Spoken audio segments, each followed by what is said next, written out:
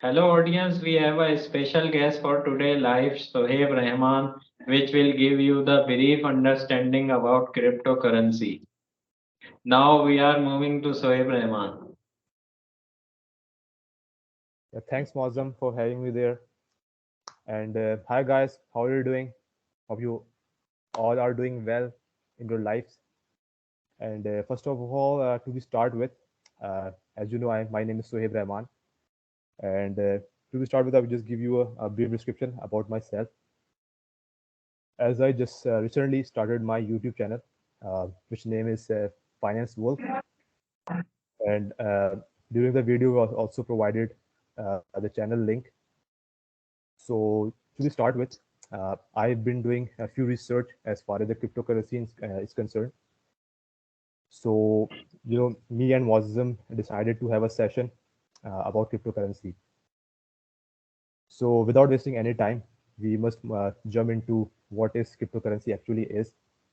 So, but before we should understand the concept of cryptocurrency, we must need to have understanding about what blockchain is, because the blockchain is such an important concept, or I would say an important technology, is basically the whole cryptocurrency is based on.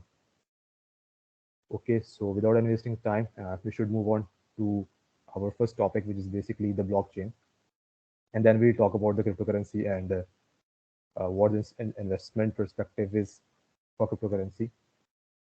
So let's now start about what blockchain is.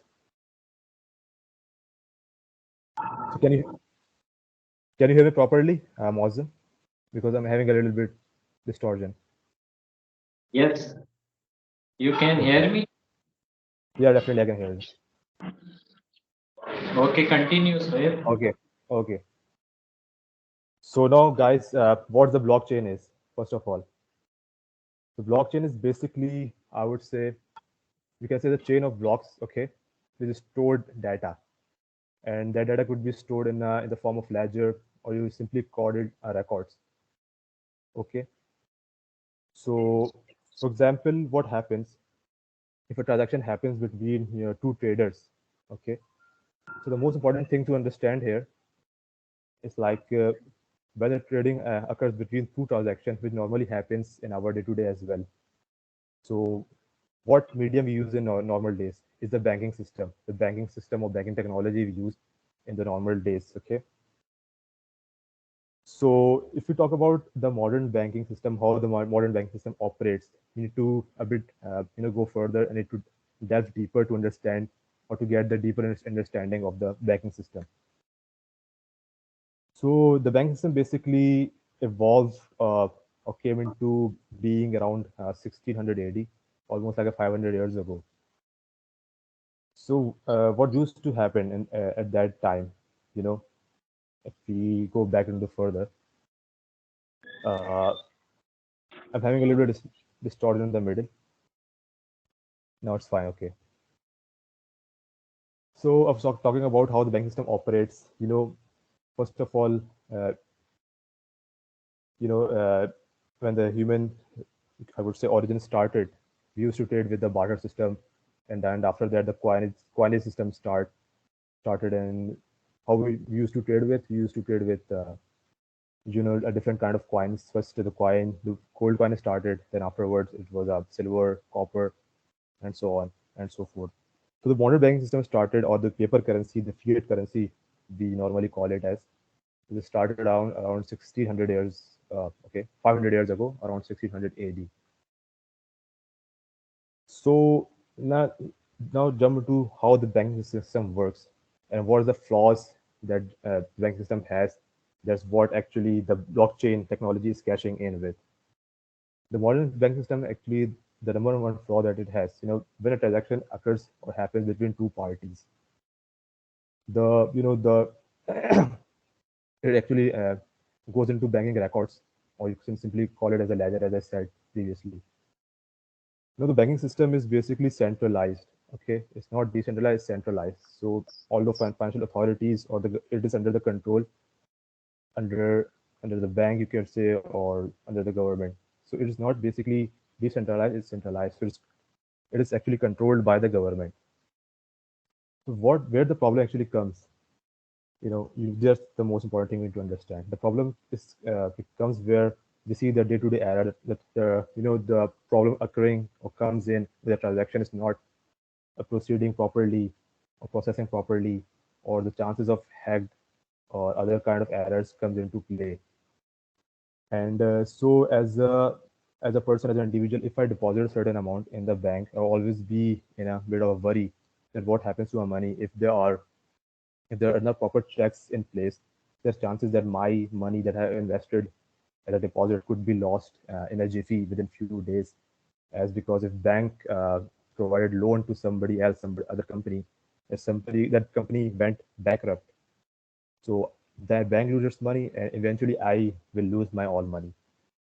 So because it is all based on centralized system, okay, centralized system. This is very important to understand.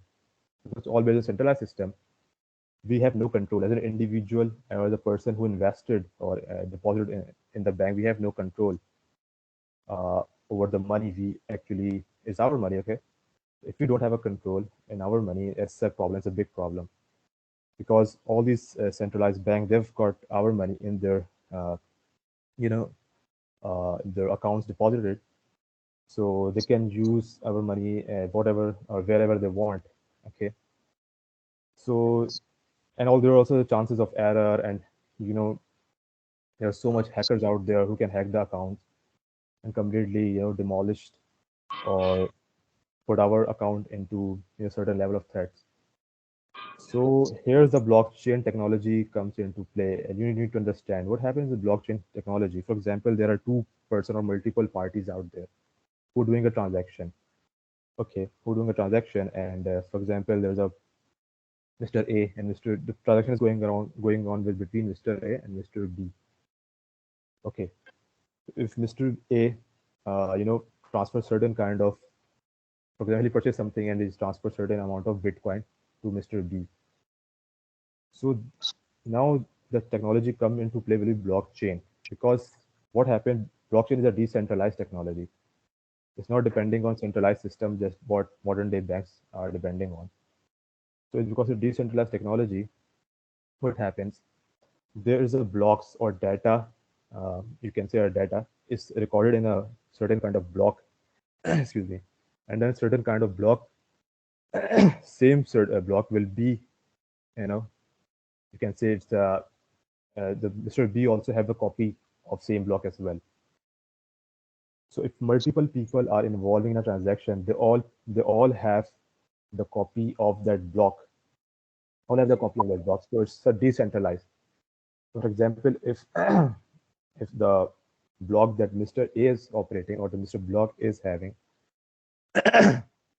is some kind of problem or error occurs, or he try to manipulate or modify that block, he can only do an impact on that particular block, but all the other blocks like Mr. B is having, Mr. C or Mr. D or Y or other or multiple transaction holders they are having, they don't have to go through the same problem, because now the data is saved in the other blocks, so you cannot manipulate it first of all. So this whole chain, this creates a whole chain of transaction, and that particular transaction is recorded in all the blocks that all these participants, you can say, or transaction holders are having. So this whole chain is basically called the blockchain model, and it's not only operating in cryptocurrency world, but also, is you can say the other industries are also involving in it, or bound to include this technology into their affairs as well. For example, pharmaceutical companies and even the future elections, there's a certain chances that blockchain technology will be used. So if I a long story short, if I go with this methodology, I would say this basically, if you talk about the modern banking system, if you stored that certain transaction in a one ledger, and there's a lot of chance that it could be lost, hacked, or even error, so that could actually destroy your data. But with the blockchain technology, there is a multiple copies and thousands of copies. The data cannot be lost, cannot be modified, or cannot be corrupt that easily. That can be done with the modern banking system, because there's the chains of blocks that has been created which recording the same transaction. So you can fiddle with, or you can fiddle with the one kind of database, one kind of block, but you cannot uh, fiddle with, or can disturb the other blocks as well. You cannot do this. Practically is impossible. So this, for example, this is a technology, and how, if I go, further deep, talk about the blockchain and how the transaction is created. When the transaction takes place between a Mr. A and Mr. B, that transaction has to go through with some process. That process is basically this kind of a complex mathematical equation that needs to be solved by a miner.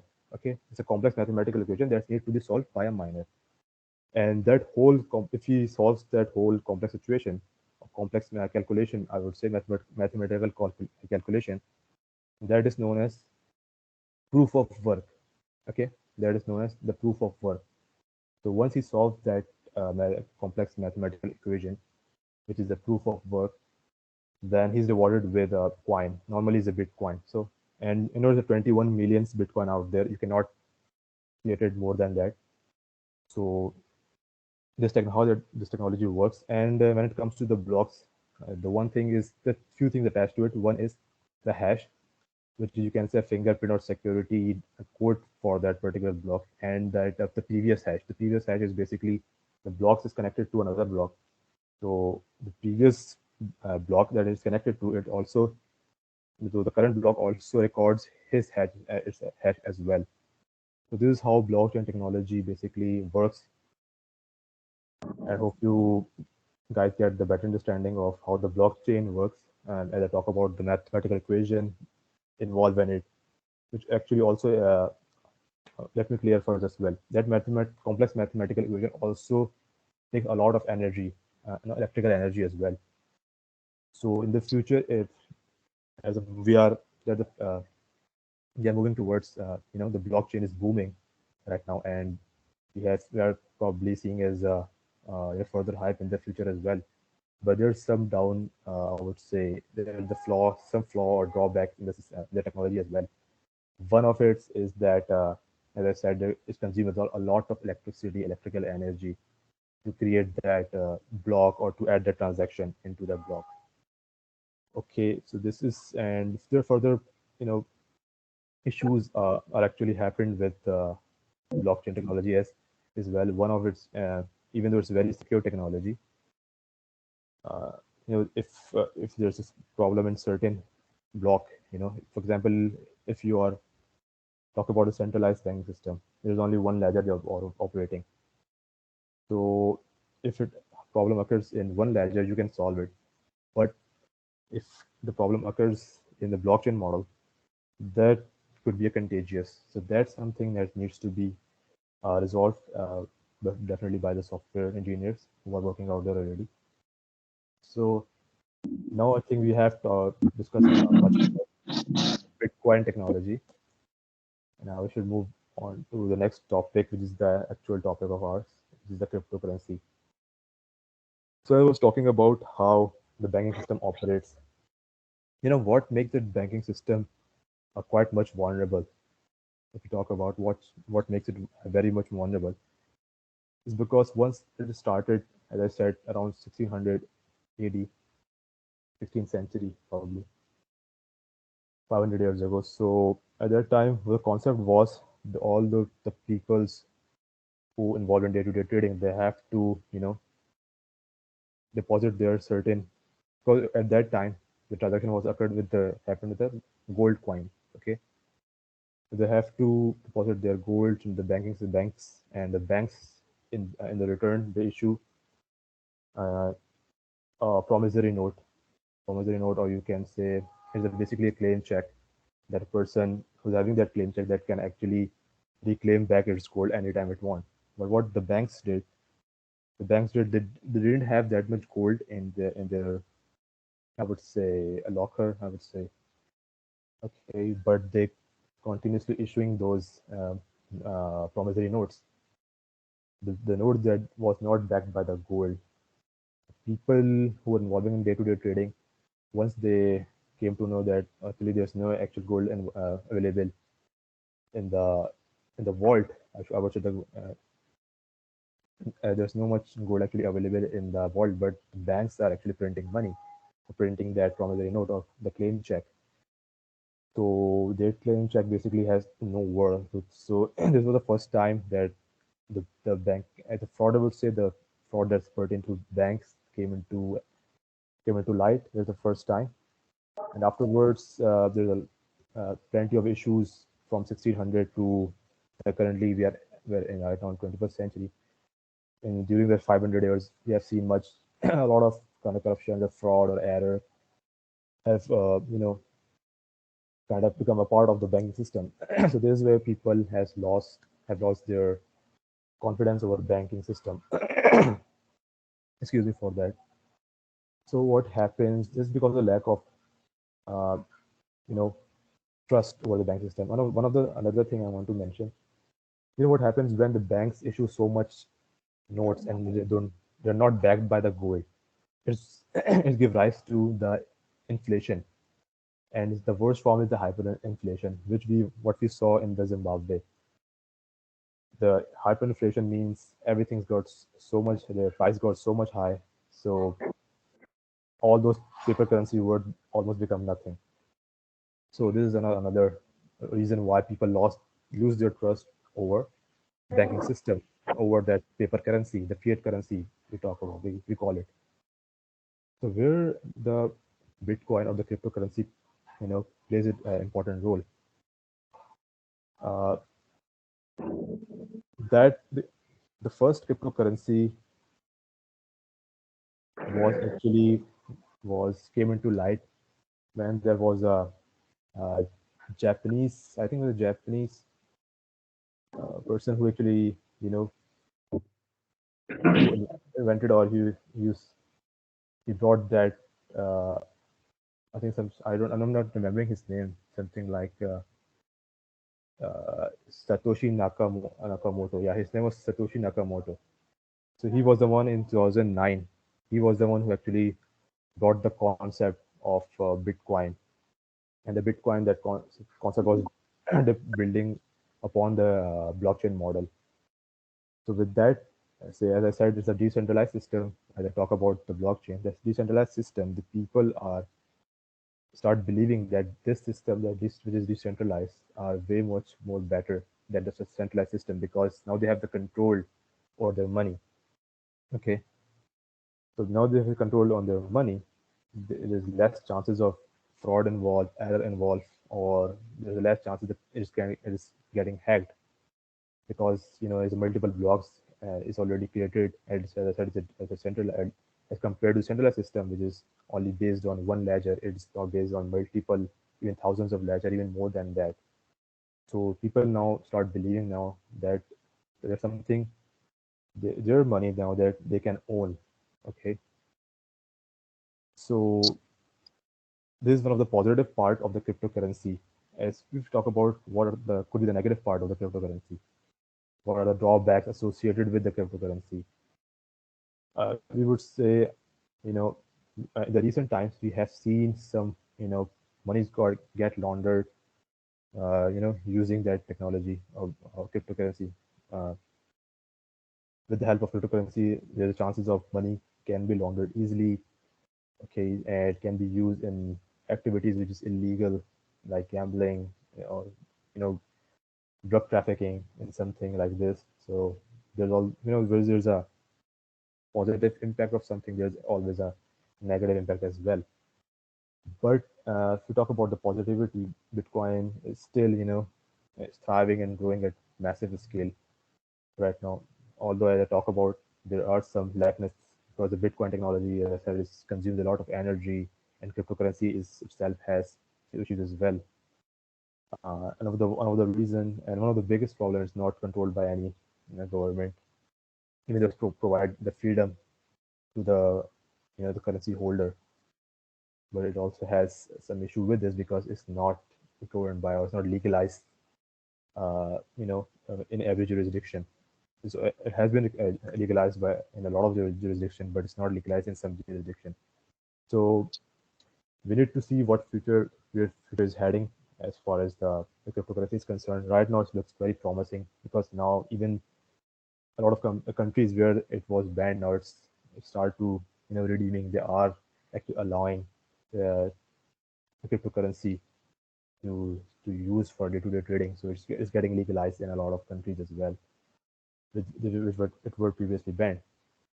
So hopefully you people guys, all the guys who are watching me, they're now getting a good understanding about the Bitcoin and cryptocurrency in general, also the blockchain as well. So as I said, there's a lot of cryptocurrencies out there. Very famous is the Bitcoin, the Ethereum, and then Ripple, Cardano, Solana. All these the other are they're known as the altcoins, and it's probably more than thousand, 2,000s of cryptocurrencies out there because everybody is really making their effort to create a new one every single day, every single month. We are seeing new cryptocurrencies coming out of nowhere. So now we move into the very last topic, which is the cryptocurrencies good for investment or not? This is our last topic. Okay. So when it comes to investment in crypto, first of all, we need to check few things. Okay. So we have to have a bit of understanding about the stock market, that how stock market operates. Whenever a stock market, as an investor in a stock market, whenever we are going to invest in stock market, we must check the historical record of certain company that we are going to investing in. A certain company has performed well in the past as well because it's so important to read the historical trends. And if there's a new company, the startup, if the project is good, then we think about, yeah, I think we should invest it. For example, if that startup is backed by heavy investors, so we think that they must have done some good due diligence. So then we can think of investing in such shares as well. And if the company is big company, is already has good historical records, it's a multinational giant, so we don't have too much bother about. We definitely have to consider their past practices, their historical records, but by learning through the historical records, we can rely that in the future they will perform with the competitors, or will they get some serious hype in the future. Okay, same goes to the Bitcoin, or same goes to the cryptocurrency. We have to learn from the historical trends, but there's no much historical evidence available. So how can we, you know, gather much of the data? Definitely, because we don't have that much historical record. So whatever data will be available, we have to, uh, we have to act according to it. So first of all, what can we do to have a clear understanding whether we should invest or not? We have to involve certain amount of time every day to read what about cryptocurrency and what could be the possibility. So much articles out there, there's so much updates out there, so much news every day coming through, in the social media, in the search engines, various search engines. Okay, you can always look for answers. And there's so much, internet, so much, I would say, cryptocurrency gurus out there. Some of them are maybe not genuine, some of them are quite, I would say, they're very genuine. So you can definitely listen to them, you can take action upon them. And first of all, I want to clear that this session is not for those who are think that they get some kind of investment advice. No, it's not for the investment advice. This is just a general session to give you a proper understanding about the blockchain technology, Bitcoin, cryptocurrency in general, and the possibility of investment you people have. Okay, so the best thing you can do is to go out there and research on your own. Okay, because we have seen people actually getting millionaires, billionaires overnight investing in cryptocurrencies. At the same time, you have also seen there are people who actually launch fake coins. A lot of people just getting excited and they invested in that on that coin, and what happens? They actually lost all their money uh, out of nowhere. They just lost it in the days. Okay, that they lost all of their what of their they have saved over the year. They lost it because they didn't act properly, or they didn't do much of their research. Okay, so this is one of the most important things. You have to do your own research. You have to take advice from the legit advisor, not by the fake gurus, but the legit advisor. Okay, and don't invest blindly. So this is very important. Okay, so now what are the cryptocurrencies that are actually getting hype, or you know, a lot of investors were talking about that, and if you invest in certain cryptocurrencies, there are a lot of possibility that you can earn a certain amount of a good return, I would say, a good amount of returns, good percentage of returns, I should say. So uh, what are the hot favorite uh, you know cryptocurrencies out there? Because there's also a hype of crypto gaming, and the products like metaverse. So especially when the Facebook announced its name, there's new name, it would be Meta, and they have invested heavily in that project as well. Okay, so as I said, when talking about uh, the connection with these cryptocurrencies with the metaverse project, and the crypto gaming is booming as well. So there are few, as because I'm doing few of the doing my research, and in the last months or so, I probably found out that there are few, I would say, tokens or cryptocurrencies.